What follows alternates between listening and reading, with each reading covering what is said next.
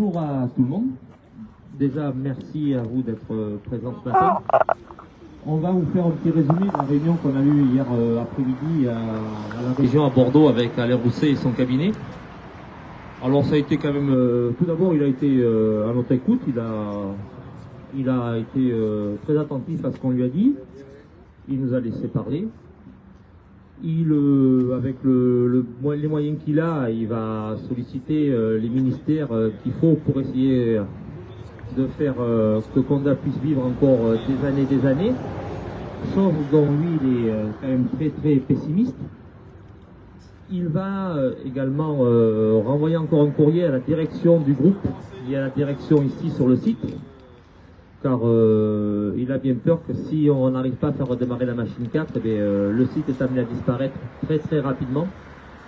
Ce qui veut dire, quand on dit très rapidement, ça peut être au plus tard dans les 2 années.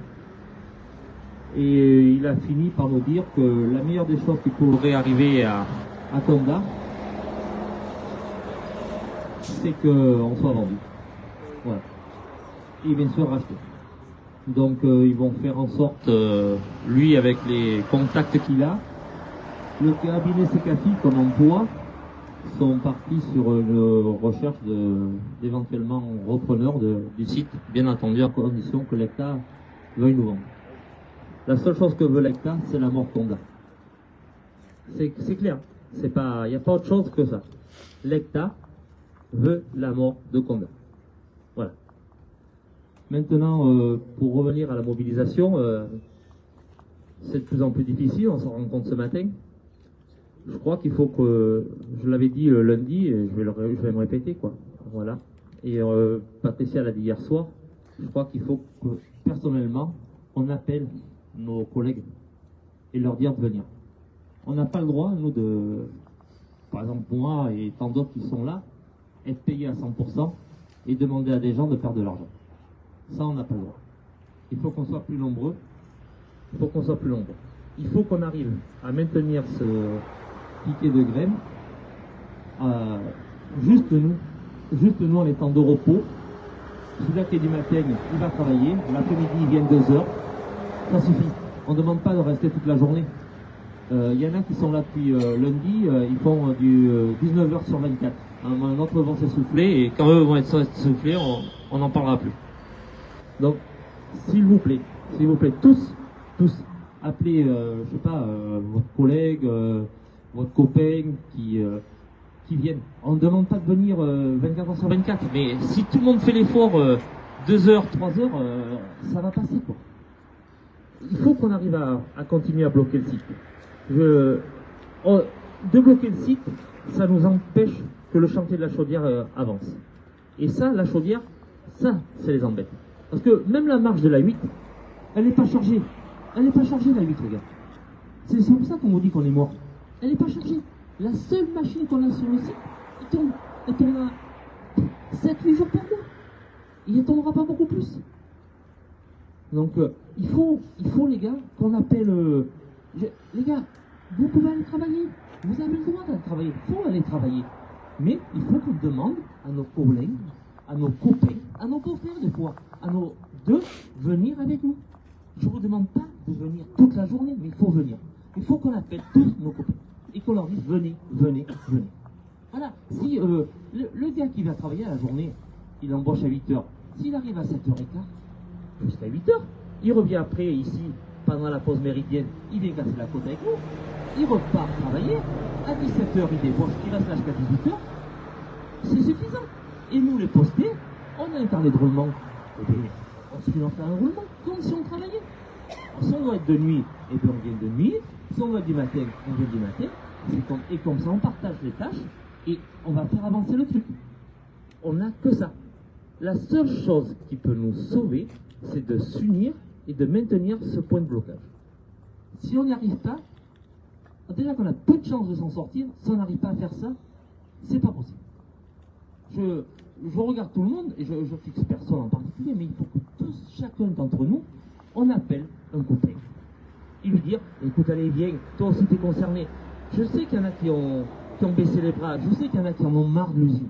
J'arrive à le comprendre. Mais les gars, si on se bat pas, pour le redémarrage de la machine 4, on va tous perdre notre boulot. Il y en a qui vont le perdre dans 6 semaines et d'autres qui vont le perdre dans 2 ans. Alors là, j'en vois dans 2 ans, ils seront plus parmi nous, mais j'en vois plein, mais dans 2 ans, ils seront concernés encore par la boutique. Donc, il faut qu'on se batte pour notre emploi et pour notre canton. Parce que les gars, on habite tous ici. On habite tous ici, on n'aura plus de boulot, on aura nos baraques, elles ne valeront plus rien, et on n'aura plus de service. Les gars, s'il vous plaît, appelez chacun un de vos collègues. Je ne le demande pas. Et que ce collègue-là fasse pareil. Et il faut qu'on fasse venir du monde sur ce piquet de grève. Voilà. Je vais passer la parole à Patricia. Voilà. Non, moi je monte plus sur la chaise, je vais tomber. Je ne veux pas faire le spectacle et l'acrobate. Hein. On va essayer de rester. Bon, je remercie déjà Philippe de vous avoir reporté ce qui s'était passé hier à Bordeaux et aussi de vous avoir redit que c'était important la mobilisation. Et on en a parlé hier au soir. Donc les gens ont commencé à s'organiser entre eux. Déjà le poste de nuit, le poste de matin, il y avait du monde. Et effectivement, ce matin, on se rend compte qu'il y a quand même un petit peu moins de monde qu'hier, et c'est dommage. Donc il faut vraiment, c'est une chose qui est importante, que tout le monde se mobilise. Donc chacun comme il peut, hein, effectivement. Le but, c'est pas que les gens perdent de l'argent. Le but, c'est qu'ici, on maintienne un point de blocage pour nous aider, pour nous donner de la force, en fait, dans les négociations et dans les discussions qu'on peut avoir avec les directions. C'est important qu'ils voient qu'on est soutenu par les salariés. Parce que si on va en réunion et que vous n'êtes pas là derrière nous, eh bien, ils nous rient au nez. Hein. Déjà qu'ils le font sans ça, donc c'est important de montrer que vous avez vous aussi votre mot à dire, vous avez une force, vous avez cette force-là de bloquer l'entrée à l'usine, c'est important. C'est important pour nos négociations, pour l'avenir de l'entreprise aussi. Voilà ce que je voulais vous dire. Après, si vous pensez qu'il y a d'autres solutions, on est à votre écoute, mais je pense que la meilleure solution, voilà, c'est de mobiliser les collègues, les copains, les gens que vous connaissez autour de vous qui peuvent venir porter la main sur ce piquet de grève sans forcément perdre de l'argent. Voilà. Maintenant, ce qu'on peut dire, vous avez d'autres choses à rajouter? Oui, vas-y. Il parle tout le temps, en fait. Oui, juste j'ai oublié quelque chose concernant la réunion qu'on a eue avec Alain Rousset hier. Le remboursement des 19 millions que l'usine doit rendre, que le groupe LEDCA doit rendre à la région, elle devait être étalonnée sur 3 mensualités. Et vu comme ils sont un peu bernés par la direction de combat, ils vont demander que ça soit remboursé en 2 fois. Voilà. Merci pour cette précision. Donc ça va être le remboursement devrait avoir lieu quand même, voilà. Parce qu'on se posait la question, savoir si ça allait aller jusque-là, mais bref. Ok. Donc la question que l'on peut se poser maintenant, ou qu'on vous pose, c'est est-ce que vous voulez poursuivre le mouvement? Est-ce que vous allez, est-ce que vous souhaitez contacter vos collègues? Est-ce que vous allez faire en sorte que le mouvement perdure?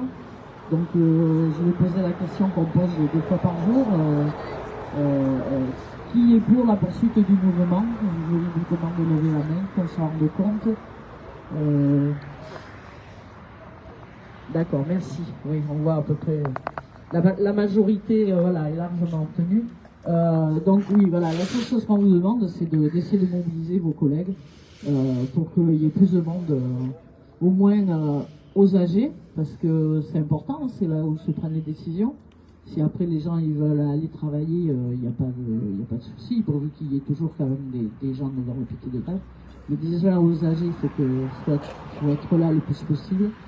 Et puis qu'il y ait toujours le maintien là, sur les postes de nuit, matin et même en journée.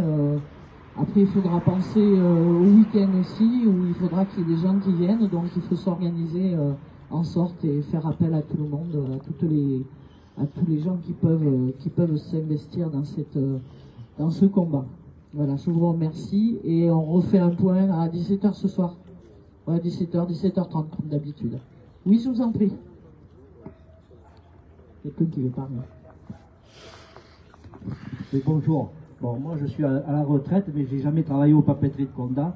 Et je suis là par la solidarité avec les ouvriers. Et j'ai encore de la famille qui travaille là. Alors moi je voudrais lancer un appel. C'est parce que si cette usine, comme a dit Philippe, fermera, et ce que je crains, moi je fais un appel aux Lardinois, à tous les gens du secteur, parce que si cette usine ferme, il y a une chose pour être sûr, ce ne sera pas que 400 chômeurs, ça sera peut-être 800 ou 1000 de plus qui sera. Donc les gens concernés, qui ont un cerveau, il faudrait qu'ils viennent, comme moi je viens pratiquement tous les jours. Donc voilà, c'est un appel que je fais aux gens du coin, parce que si l'usine ferme, c'est la mort du secteur. Et des gens qui ne se sentent pas touchés pour l'instant le seront automatiquement. Que ce soit les associations, que ce soit tout. Il n'y aura plus un rôle, il y aura de la misère totale. Voilà, merci. Merci à vous. Donc on vous donne rendez-vous ce soir à 17h, 17h30. Après on compte sur vous pour être là tout au long de la journée. À midi, donc il y a toujours le petit casse-croûte avec le barbecue. Vous pouvez venir vous restaurer.